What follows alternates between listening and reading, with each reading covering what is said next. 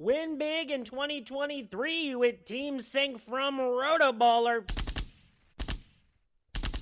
Import your fantasy teams and sync your leagues. Get customized tools and tailored advice for your specific rosters and scoring settings, including live recommendations from the Live Draft Assistant, Free Agent Finder, and Lineup Optimizer. Sync an unlimited amount of NFL, MLB, NBA, and NHL fantasy teams from all of the major fantasy platforms.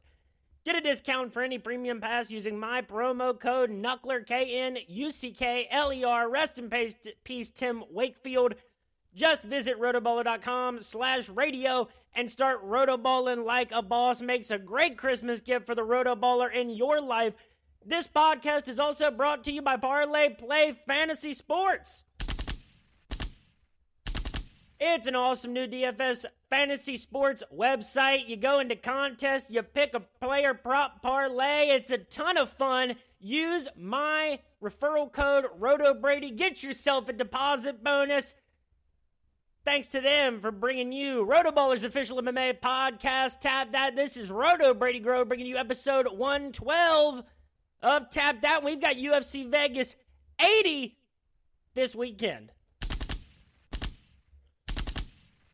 Break out the red panties. We're coming off a UFC hiatus. This is a big week in MMA. Follow me on Twitter at RotoBrady. That's where I make picks for things like LFA 169 coming up this weekend. Octagon, Ryzen, 1FC, PFL, major boxing events. Bellator 300 coming up this weekend. They got 3 title fights on the slate. It's going to be a good weekend, folks. So, look for my picks at RotoBrady. You can follow the podcast, like, subscribe, leave favorable reviews. Check out everything I'm doing at Tap That MMA Podcast. That is for the Facebook page, the YouTube channel, and on Spotify. Check out recent interlude episodes. I just had another conversation with favorite Tap That guest, Ilyas Mamadaliev, as he's looking forward to another exciting period in his career. I was just on here with the We Are Ryzen podcast, guys, talking all things Ryzen FF. Go check those out. I've got more interlude episodes coming up. We're here talking UFC Vegas 80. There's 11 fights on the slate. It's a slept-on card, but there are some live dogs. Starting with a women's flyweight matchup between Montana De La Rosa and J.J. Aldridge, who I've really struggled to have a read on of late. Johnny Munoz Jr. and Aori Ki Lang in a men's bantamweight matchup. Strawweight, Kanoko Murata against Vanessa Demopoulos. Flyweight, Nate Maness against Mateus Mendonca. Strawweight, Carolina Kowalkiewicz against Diana Belbita. Light heavyweight, Ian Kudalaba against Felipe Lenz, who I've got some coin on this weekend. Bill Algeo at featherweight against Alexander Hernandez. What is sure to be a barn burner. Let's see if Alexander Hernandez barn burns himself out past the first round. Men's lightweight, Drew Dober versus Ricky Glenn. Welterweight, Alex the Great White Morono against Joaquin Buckley. Joe Pyfer in the co-main event against Abdul Razak Al Hassan. That's a hard co-main event to believe, honestly. And the lightweight main event. People are sleeping all over this card. This is going to be a great fight, regardless of what you think of the prominence. It is Grant Dawson against arguable legend of the UFC, Bobby Green. Let's get right into it. Starting off with Montana De La Rosa, who is the minus 142 favorite. J.J. Aldridge, the plus 120 underdog. I feel like that's moved. I feel like J.J. Aldridge started off as the favorite, which kind of changes my analysis here. Let's start with Montana De La Rosa, who, by the way, has only one win in her last 5 fights. One of them was a draw against Mayra Bueno Silva. A fight that she got outstruck 52-30, but did land 3 takedowns. That win came by second-round knockout over Ariane Lipsky, June of 2021. She hasn't won since then.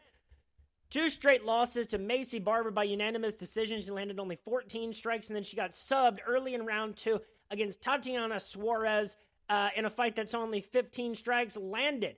J.J. Aldridge, only 3 years. J.J. is not as old as I always think she is. It's crazy because she's been around for a while and fought a lot of great fighters.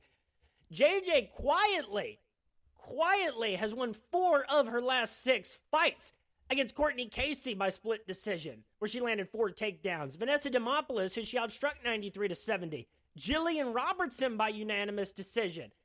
Then she had 2 losses in a row to Erin Blanchfield by second-round guillotine and a unanimous decision loss where she got outstruck 101-49 by Ariane Lipsky. And then last time out, a second-round TKO knockout against Na Liang. She outstruck her 47-11. She did get taken down 3 times. These fighters both have kind of performances all over the place. I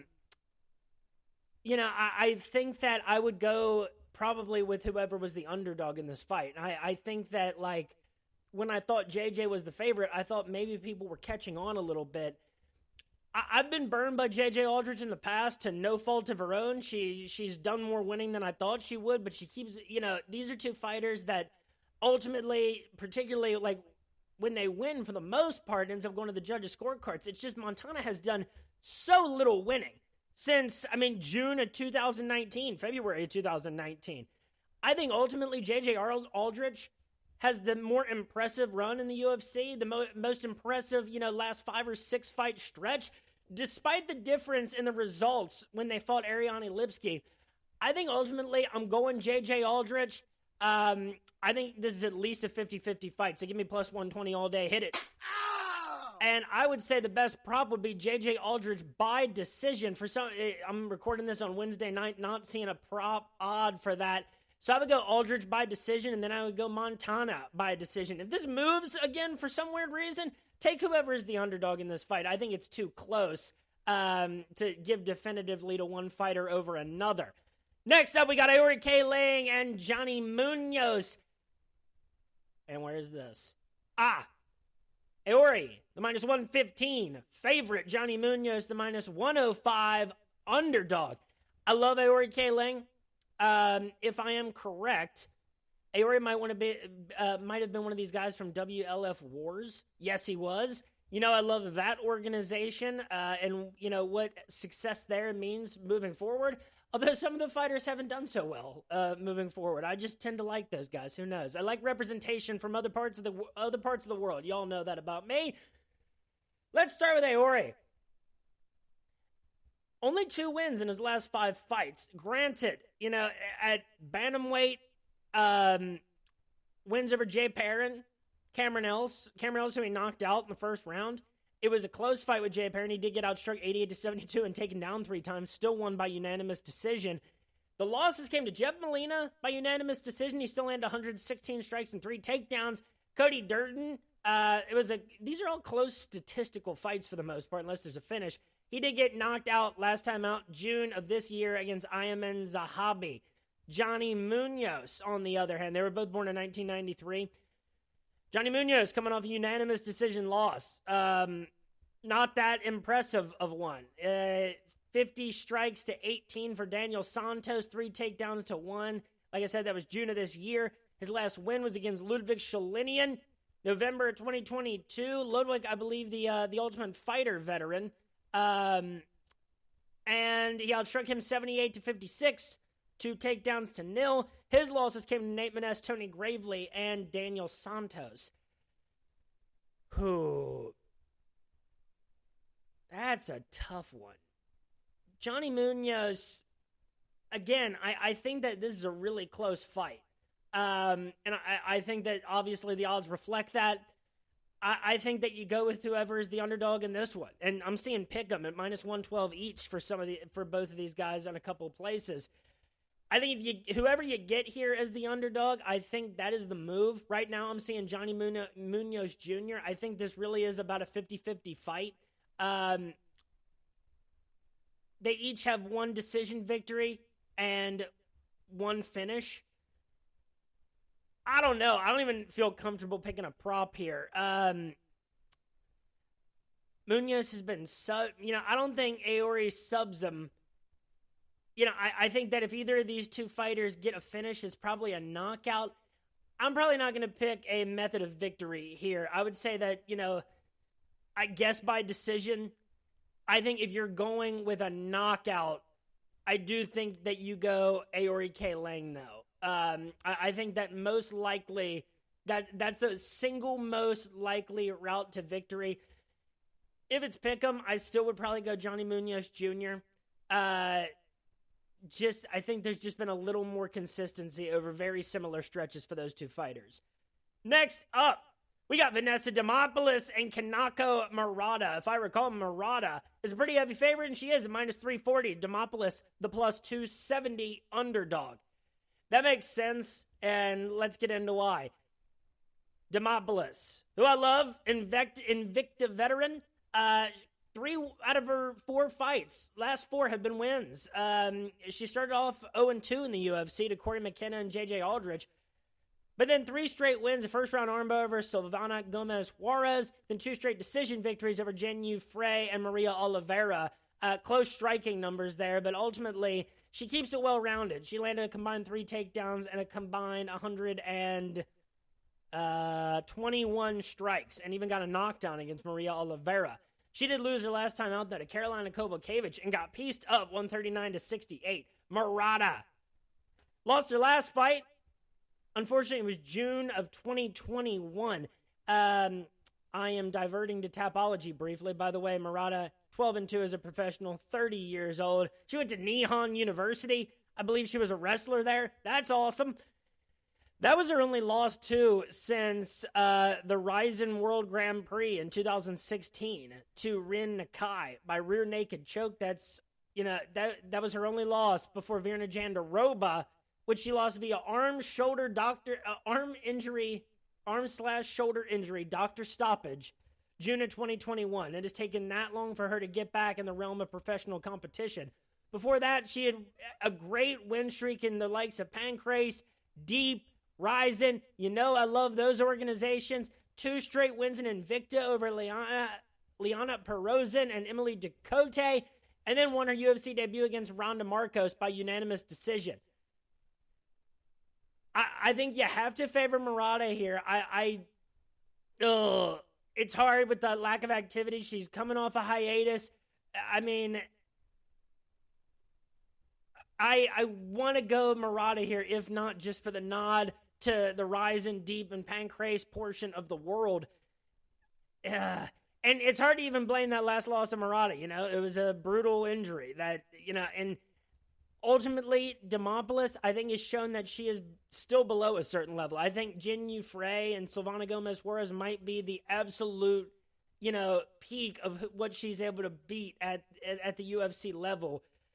Demopoulos, I think, is just susceptible to, lose.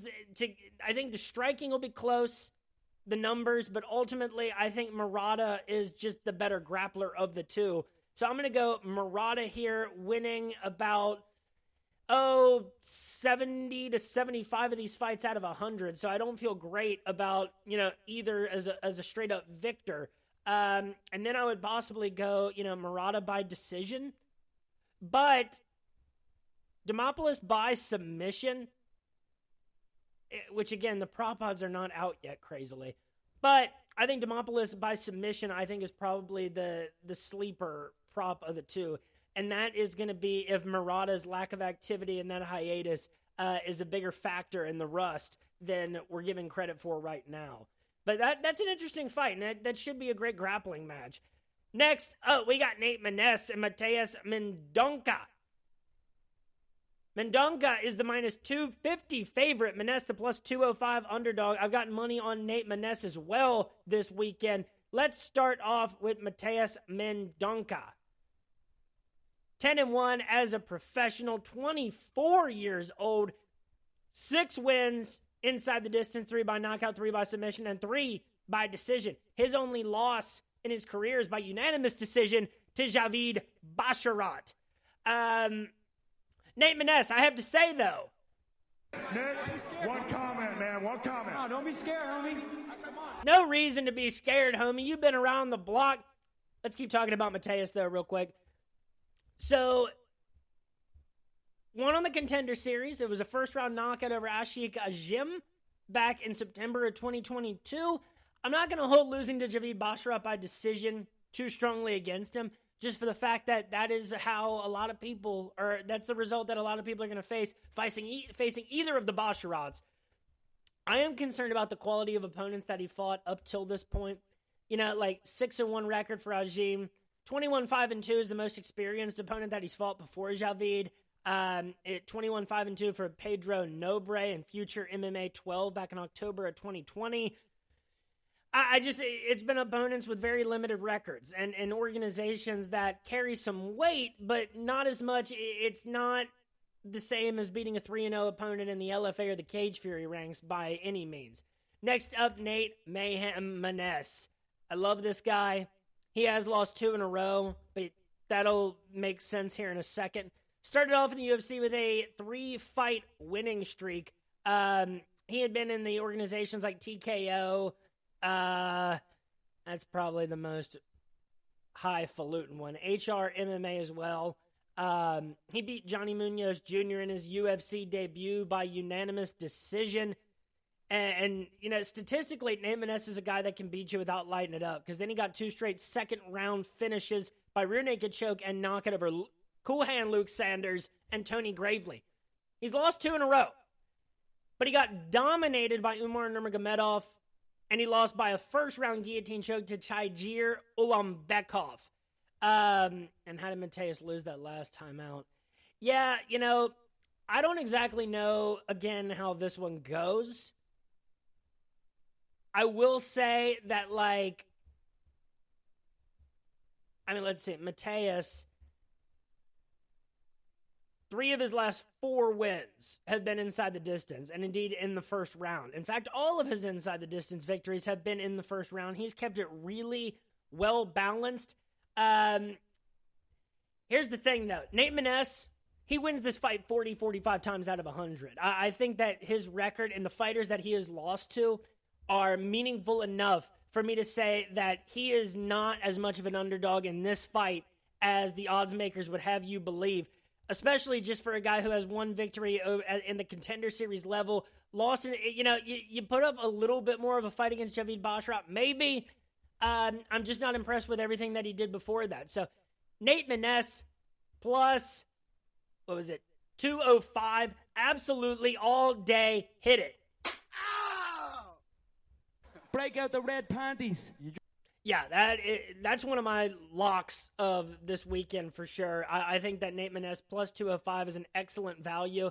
I do think that if you're going Mendonca, I think you take him inside the distance or you take him in round 1. Just because I think that you got to believe that if he's worth that minus 250 handicap, that he has the talent to be able to put Nate Maness away, just like the likes of Tygir did. And again, that is a high standard. Next up, we got Karolina Kowalkiewicz and Diana Belbita in a women's strawweight matchup. Let's start with Diana Belbita, who, by the way, is the plus 136 underdog. Kowalkiewicz, the minus 162 favorite. I got something for Karolina Kowalkiewicz. Don't do this. You cannot do this, I'm just kidding. It's just, she fought Joanna. It's worth it. So, again, let's start with Diana Belbita. She did win her last fight June of this year by unanimous decision. She landed 106 strikes against Maria Oliveira. Did get taken down twice, but she landed a takedown of her own. She has lost 3 of her last 5 fights. Granted to Molly McCann in her UFC debut by unanimous decision, she still landed 98 strikes. She beat Hannah Goldie by unanimous decision. She landed 117 strikes there and got a knockdown. She get taken down twice. That could be a persistent theme. Liana Jojua subbed her in round 1 back in July of 2020. Gloria DePaula beat her by unanimous decision in a fight that was measured by razor-thin margins February of 2022. Karolina Kowalkiewicz, 11 years older than Diana Belbita. And here's the crazy thing about Karolina Kowalkiewicz. Between November of 2016 and August of 2021, she lost 7 of 9 fights, including 5 in a row to Jessica Andrade, Michelle Waterson-Gomez, Alexa Grasso, Yan Xiaonan, and Jessica Panay. Maybe based on that murderer's row of opponents, maybe we were a little quick to give up on her, because then she goes out, gets herself a 3-fight winning streak by rear naked choke in round 2 over Felice Herrig, June of last year. In November then of last year, she gets a unanimous decision victory over Silvana Gomez Juarez. She got outstruck 77-74, but landed 2 takedowns. And then against Vanessa Demopoulos, lands 139 strikes to 68. Now, this is a really close fight. Again, I think that Karolina Kowalkiewicz, especially has shown in her last 3 fights, that against this level of competition, her striking volume can be there. And I think Diana Belbita, consistently up there with 98, 117, 87, 106 on the striking numbers. This is the biggest name that she's fought so far. I mean, like, in terms of history, Molly McCann I guess you could argue, is a bigger name.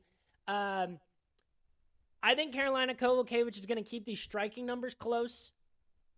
I think Diana's probably going to get the better of her on the feet. I think this will end up being 1 or 2 takedowns to 0 for Karolina Kowalkiewicz. It's going to be a close fight. I wouldn't be shocked if it ended up being a split decision. So, I think Diana Belbita actually wins this fight 50 times out of 100, plus 136, hit it. Again, I think it's going to be really close. So, you're working on razor-thin margins here. I just think minus 162 is a little bit much for Karolina Kowalkiewicz when she is 11 years Belbita's senior. I think this fight goes the distance. And I think that either way, for either of the two, you go with by unanimous decision. I think if somebody gets a submission, it's going to be Karolina Kowalkiewicz. I think that, besides a decision for either of these two, is the best method of victory bet that you're going to have in this fight. Hit all of them. This is an interesting fight. I'm riding with the Warrior Princess. Ow! Next up, we got a light heavyweight matchup. One that I'm looking very, very forward to. Felipe Lins and Ian Cutelaba. Hey, Felipe Lins. Nick, one comment, man. One comment. Oh, don't be scared, homie. Come on. Plus 124 underdog. Please. Ian Cutelaba, the minus 148 favorite. Let's start with Ian Cutelaba. Did win his last fight by first round knockout over Tanner Boser.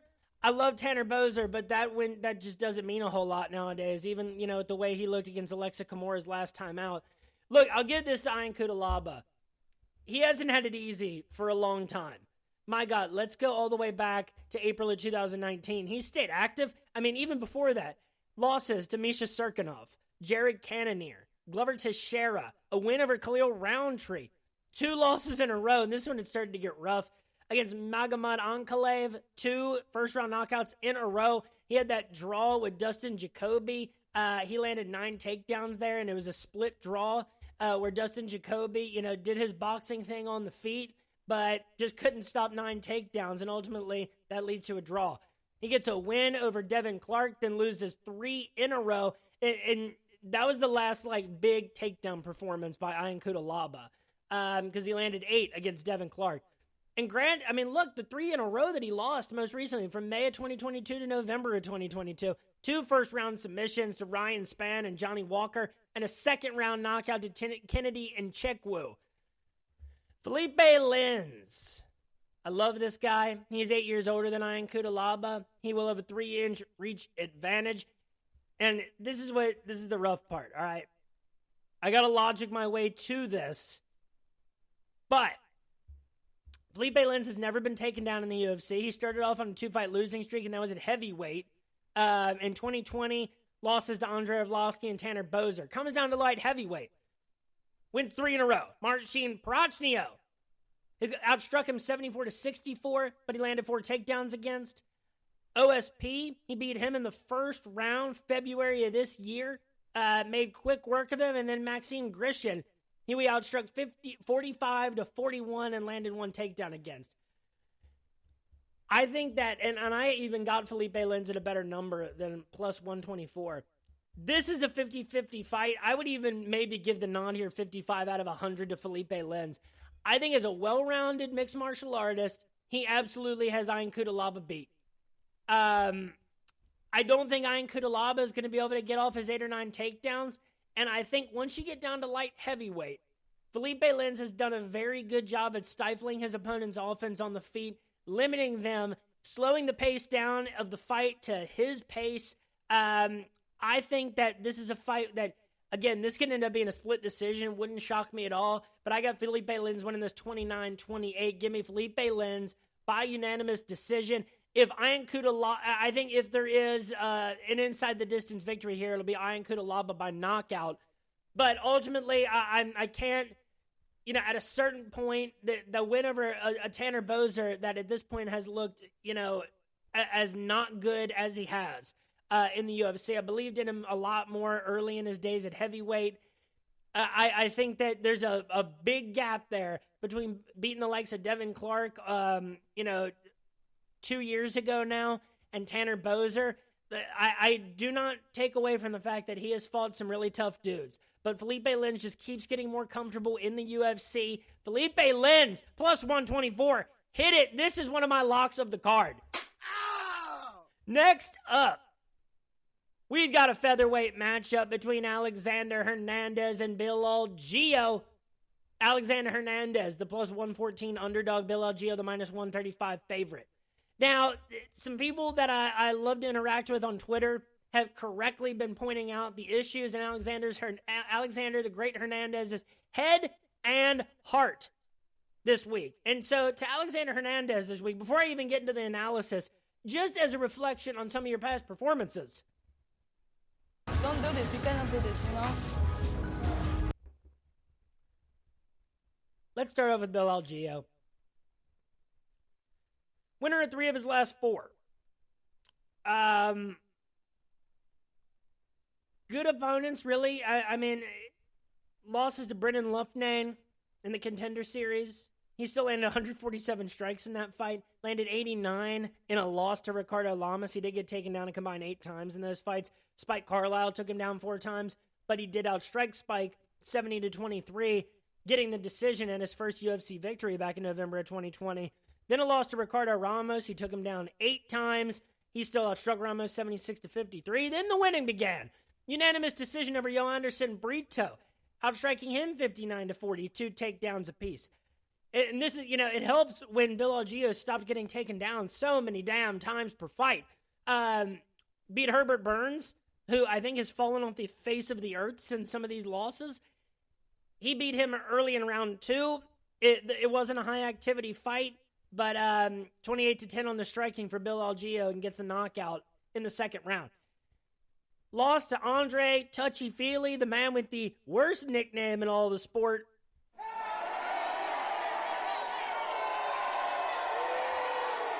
Bounces back last time out against TJ Brown. I want to say that his nickname's Downtown. It is! Downtown TJ Brown. Anytime you have the last name Brown, you got to go with Downtown as a nickname. He got a second-round rear naked choke April of this year, outstriking Brown 64-46. They each landed a takedown, and Algeo got a knockdown. Alexander Hernandez, on the other hand, will be at a 1-inch reach disadvantage. He is actually 3 years younger than Bill Algeo, who is Senor Perfecto.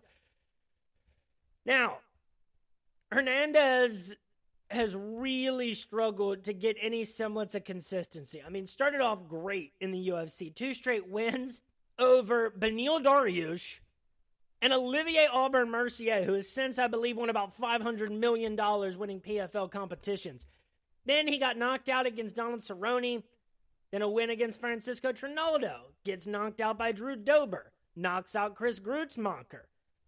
Gets thoroughly beaten by Thiago Moises February of 2021. I will give it to Alexander Hernandez. He has remained active. Gets a first-round knockout win over Mike Breeden. 2 straight losses then against Renato Moicano and Billy Quarantillo, who put him out in round 2. Jim Miller. That was his last fight, February of 2023. He gets a unanimous decision victory, outstriking Miller 108-67. I think this is a bad matchup for Alexander Hernandez, is the real thing. I think that if you're talking about the grind, that's what Bill Algeo can do better than him. I think that this is a fight. I think that all history shows that Alexander Hernandez will probably start off pretty hot. I don't think he's a threat to take down Algeo those, 5-8 times that it is, been really helpful in the past to be able to get against him. I think that Algeo, at the very least, will keep the striking numbers close, and I think that he's only going to pick up speed as the fight goes on, while Alexander Hernandez is going to drastically lose steam. Bill Algeo, minus 135, I think that's safe. If Hernandez was plus 135, something like that, then we could start to talk about it. But I think, at plus 114, not enough reward. I think Bill Algeo wins this fight 60 times out of 100. And, as far as how it's going to go, I think Bill Algeo inside the distance, and I think a finish comes after round 1. Maybe even after the halfway point. I think that's the best route to go. And for Alexander Hernandez, probably similar. Actually, I think if you go Alexander Hernandez, decision? Probably the way that the Jim Miller fight went, just like physical and athletic domination by Hernandez and route to a unanimous decision victory. I don't know. There's a lot of question marks on this fight, a lot of close fights, and as much as people want to dump on this card, there will be fun fights this weekend. Next up, we got a lightweight matchup between Ricky Glenn and Drew Dober. Everybody loves Drew Dober, I think. He's the minus 455. Favorite Ricky Glenn, the plus 350 underdog. Let's start with Ricky Glenn. Only one win in his last 4 fights. There was a draw against Grant Dawson, October of 2021. He then took about a 2-year hiatus. Didn't get to fight until he fought Christos Giagos April of this year. Got knocked out in the first round. Man, I mean, his last win is Joaquin Silva, who he knocked out early in round 1, June of 2021. Some of the, he's got some Felipe Nover. No way. Yeah, so very interesting, some of the names on Ricky Glenn's resume. A loss to Evan Dunham. That guy's been around a lot. A win over Felipe Nover, who was on, an early season of The Ultimate Fighter. It was the Team Nogueira versus Team Mir season, because he lost to Efrain Escudero in the finals. A win over Gavin Tucker in 2017. A loss to Miles Jury. A win over Dennis Bermudez. A loss to Kevin Aguilar. And that's when, there's about a 3-year gap. That's when this most recent stretch starts. And so, getting knocked out by Christos Giagos the last time out, that is bad tidings when you're facing Drew Dober, who's won 3 of his last 4. He's coming off a first-round knockout loss to Matt Frivola, but a 3-fight winning streak before that with a knockout in the first, second, and third round. Not in a row, but still spreading it out. He can finish you in any round. That happened against Terrence McKinney, Rafael Alves, and Bobby Green. And Bobby Green was outstriking Dober 73-34. And Dober still gets the knockout in the second round. I mean, disregard the Matt Frivola loss, because Frivola is a really tough guy night in and night out. He's going to give a lot of people more trouble than he's supposed to. This is a guy with a ton of UFC experience. It's unbelievable. Back to 2013, and he was in Strikeforce back in 2008.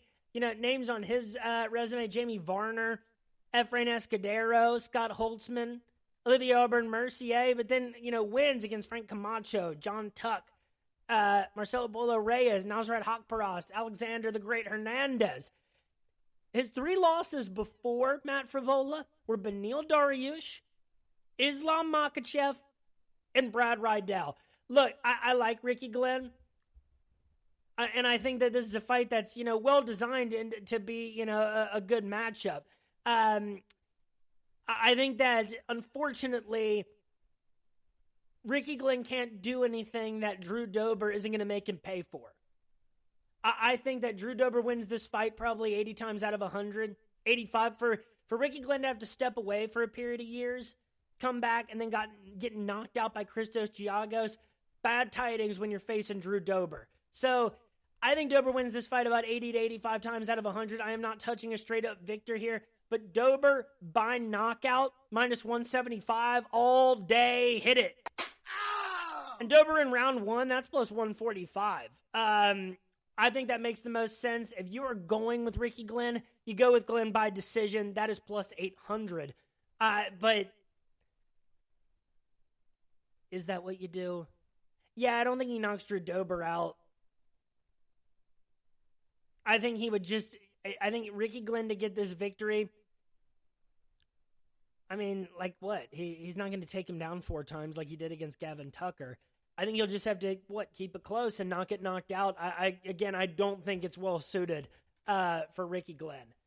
Next up, we got 3 fights remaining. This is a welterweight matchup between Alex Morono and Joaquin Buckley.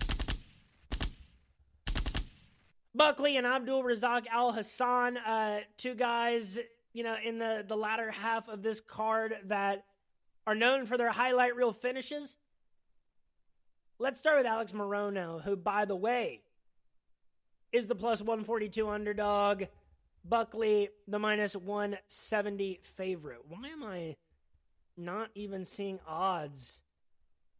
There's Bobby Green and Grant Dawson. Just making sure before I get stopped cold in my tracks as we get to the end of this. Morono, born in 1990. He has won 5 of his last 6 fights. So this dates back. He stayed active too. November 2020. So go back a little even further. A loss to Chaos Williams by first round knockout. Then he beats Reese McKee. He landed 176 strikes and 3 takedowns in that fight. Loses to Anthony Pettis in one of Showtime's last fights in the UFC. It might have even been. It was Showtime's last fight in the UFC. Then 4 straight wins. A first round knockout over Donna Cowboy Cerrone put Morono a little bit more on the map. 3 straight decision victories over David Zawada, Mickey Gall, and Matthew Semelsberger. In those 3 fights, he landed 90, 90, and 106 strikes. Santiago Ponzinibbio beat him by 3rd round knockout December of last year. That is his only loss since December of 2020 to Anthony Showtime Pettis. And then the last time out, against Tim Dirty Bird Means, a tough fight for anybody at 170 pounds on any given night. That was mega this year. He subs him in round 2 with a guillotine. He was getting outstruck 40-33. He got taken down twice, but ends up getting a finish. Joaquin Buckley will have a 4-inch reach advantage. He is 4 years younger. He has won 4 of his last 6. And, he has the win over Abdul Razak Al Hassan by split decision, 51-46 on the striking, 5 takedowns to 3. Knocks out Albert Darayev, June of 2022. He had the spinning back kick against Imba Kasangane, which was now October of 2020, 3 years ago. Can't believe it. And his UFC debut was a loss to Kevin Holland. The names that he's already, had on his plate. Then at middleweight, 2 losses in a row. That breaks up the winning streak to Nasruddin Imavov and Chris the Action Man Curtis, who did knock him out in the 2nd round. Then he comes back. I believe that this was a fight at welterweight, and it was against Andre Fiallo. He puts him away by round 2, knockout kick, 26-22 on the striking, 2 takedowns to Buckley's credit, and a knockdown. Here's the thing. This fight should be closely handicapped, and it is reasonably. Maybe Buckley's a little heavy at minus 170 because if Morono can get a win over Tim Means like that, I think Morono is going to be dangerous anywhere. I think he can keep the striking numbers close. It might be better suited for him not to do that. I think that he's not the more physically imposing welterweight. Maybe he's a little bit more physical and a little stronger, and Buckley being a little bit more of an aesthetic character. Ultimately, I think that Buckley probably wins this fight 65 to 70 times out of 100. Maybe Morono's I can't. Morono straight up plus 142, probably a better straight up value than minus 170 for Buckley.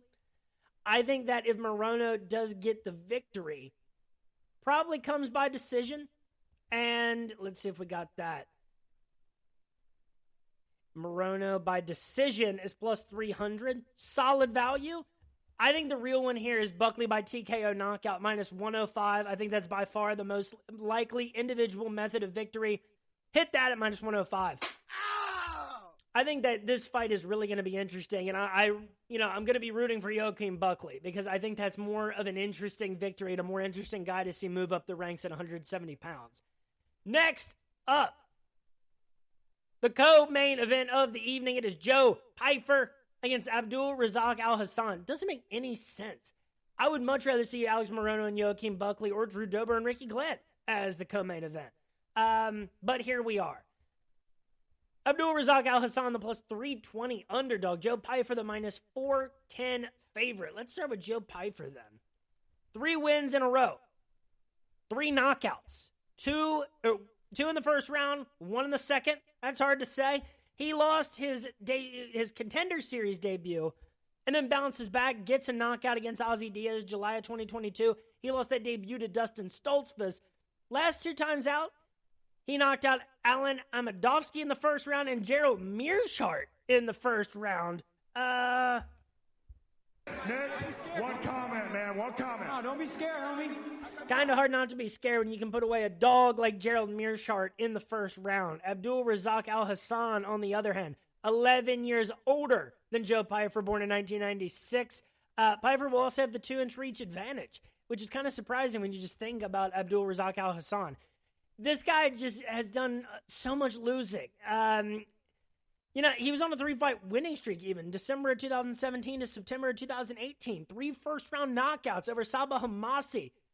2 in a row against Sabah Hamasi. And a win over Nico Price. Then 3 losses in a row to Munir Lazez, Chaos Williams, and Jacob Malkoon. 2 of those were by unanimous decision. Chaos knocked him out. Then he bounces back August of 2021. His activity level has not been great. He got a first-round knockout over Alessio Di Chirico. Split decision loss to Joaquin Buckley. Bounces back last time out against Claudio Ribeiro. Second-round knockout January of this year.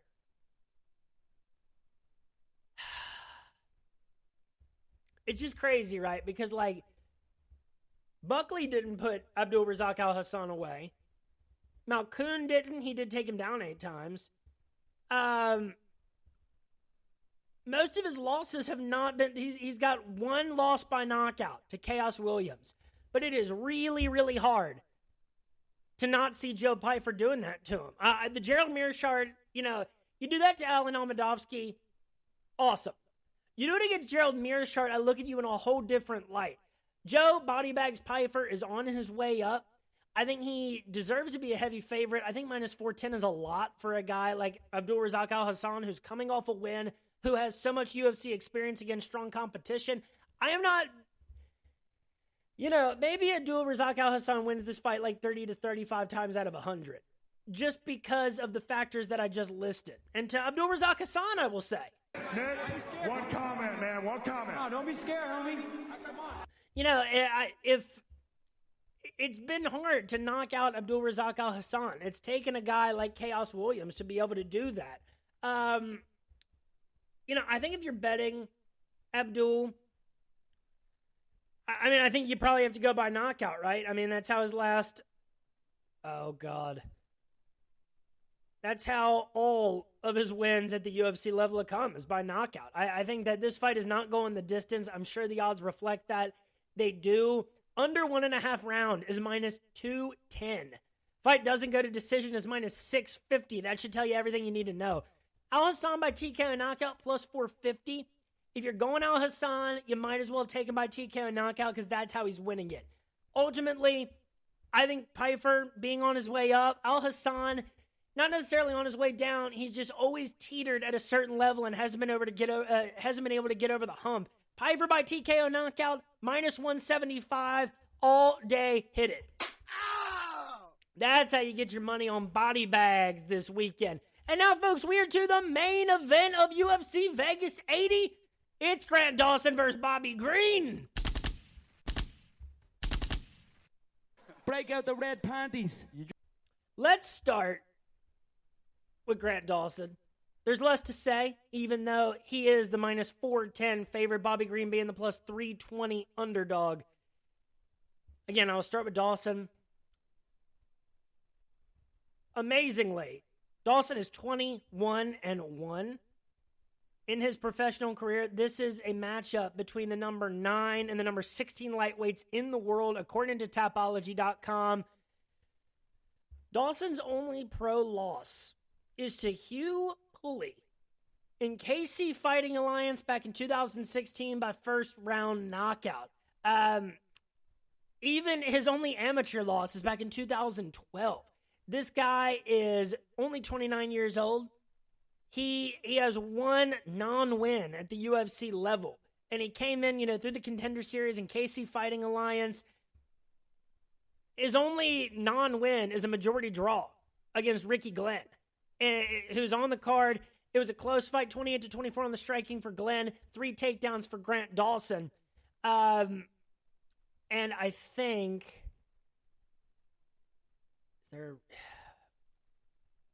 Yeah. I think there was a point taken in that. Wait a second. I think two judges gave it 10-8. Because otherwise it wouldn't make sense that Doug Crosby had a 29-28. 2 judges had a 28-28. So there must have been a 10-8 there for both of those 2 judges that gave it 28-28. But, I mean, wins over Adrian Diaz by second round rear naked choke. A unanimous decision over Julian Erosa where he got 6 takedowns. Lands 3 takedowns against Michael Trezano en route to his second round rear naked choke. A second round rear naked choke again over Derek Minner, who will never, ever fight again at the highest levels of the UFC. You might have heard he fixed a fight along with his training, or his manager and coach James Krause.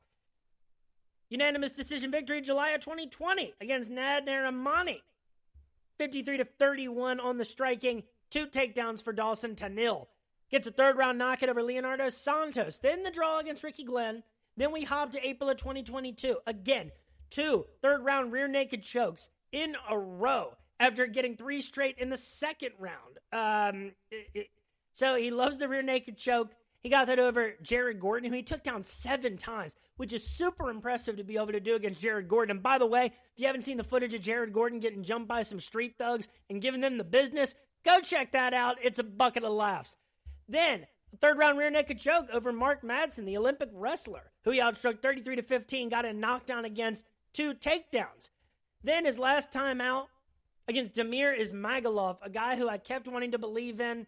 And until, he stepped up in competition most recently against Arman Sarukian and Grant Dawson, I was willing to believe in. I still am, because he has wins over Joe Alvarez and Thiago Moises in his 5-fight winning streak coming into the UFC, or, to start off in the UFC. I digress. Can't wait to see Damir Ismagulov back in there.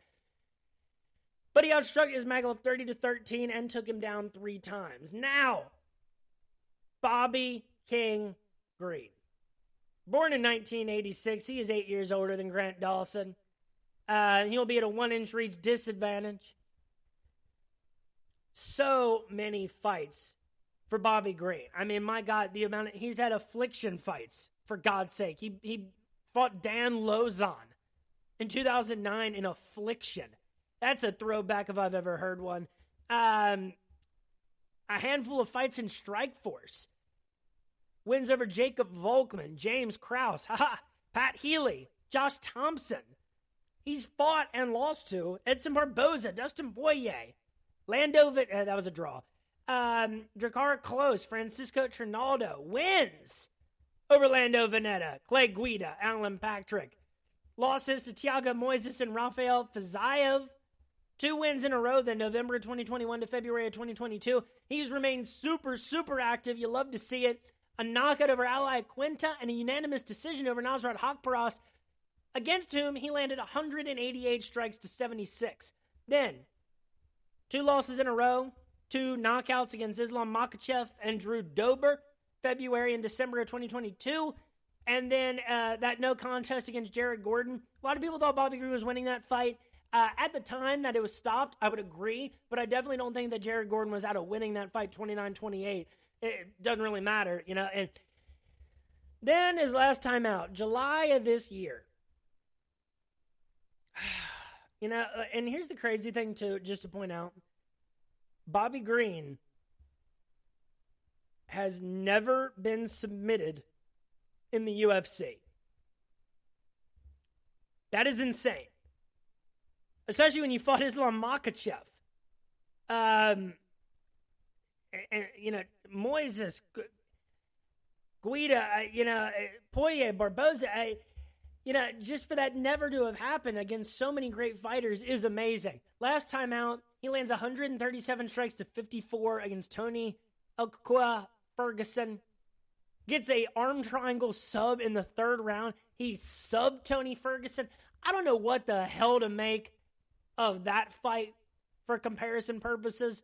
certainly, those wins against Hawkcross and Alaquinta, not far separated. Dawson, though, between the wins against Gordon, Madsen, and Demiraz Magaloff, I think he is well suited to win this fight. I just don't know how. That's the real problem. How does Bobby Green win the fight? I think by decision, just by straight up prevent, he might even take a couple of takedowns, maybe even a handful of them.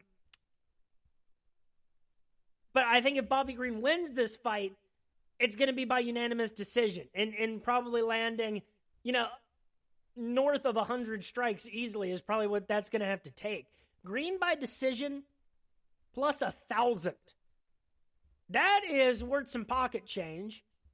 If you find a couple of George Washington coins laying around, you might want to think about Bobby Green by decision. It'll make the fight a lot more exciting to watch at the very least. But I think ultimately, Grant Dawson wins this fight.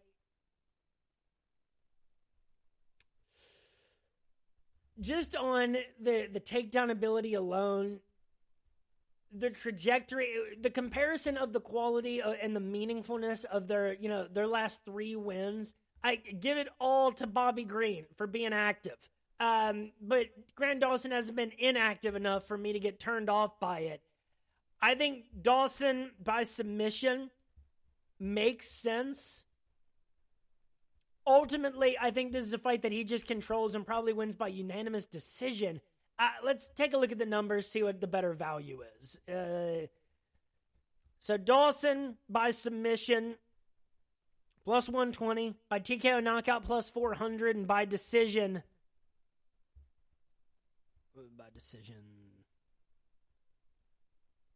plus 240. Inside the distance, minus 135. Folks, that's the play. Grant Dawson inside the distance, minus 135. I just think he's going to be too much all over the board for Bobby Green. I think that once it gets down to the ground, if he can get his 2, 3, 5 takedowns, which would be very wise of him to do against Bobby Green, to not eat 100 of those butter smooth shots that Bobby Green is going to be throwing at him. I think once it gets down to the ground and, past the halfway point of the second round, I think, and this is going to be a 5-round fight, so I think even less likely that Green is able to survive that long under the weight of Dawson's well-roundedness. I think eventually, past a certain point, by TKO knockout or by submission, it's just going to be whatever Grant Dawson picks to do at that point. And I think he's going to run the steam out of Bobby Green. Give me Grant Dawson inside the distance, minus 135. Break out the red panties. And folks, that is it for UFC Vegas 80. And this has been episode 112 of RotoBallers official MMA podcast. Tap that. Follow me on Twitter at RotoBrady. That's where I make picks for LFA, Cage Fury, Cage Wars, Octagon, KSW. Where am I at? Bellator, PFL, One, Ryzen, major boxing events. If you can think of it, I'm probably picking them on Twitter at RotoBrady. Follow the podcast at Tap That MMA Podcast. Like, subscribe, leave favorable comments and reviews. Spread the word. That's at Tap That MMA Podcast on the Facebook page, the YouTube channel, and on Spotify. Check out my recent interlude episodes with the We Are Rising podcast with Ilyas Mamadaliev, favorite guest of the show. I've got other interlude episodes in the works, as always. Again, check out Parlay Play Fantasy Sports. Use the referral code RotoBrady. You can go to my Twitter at RotoBrady2 and find the link for Parlay Play Fantasy Sports so that you can sign up and get that sweet, sweet deposit bonus. Folks, thanks for listening. Have yourselves a great weekend full of college football and mixed martial arts. Bellator 300 this weekend. Let's ride. One fight night on Friday night. Enjoy it all. It's a great time to be alive. Peace.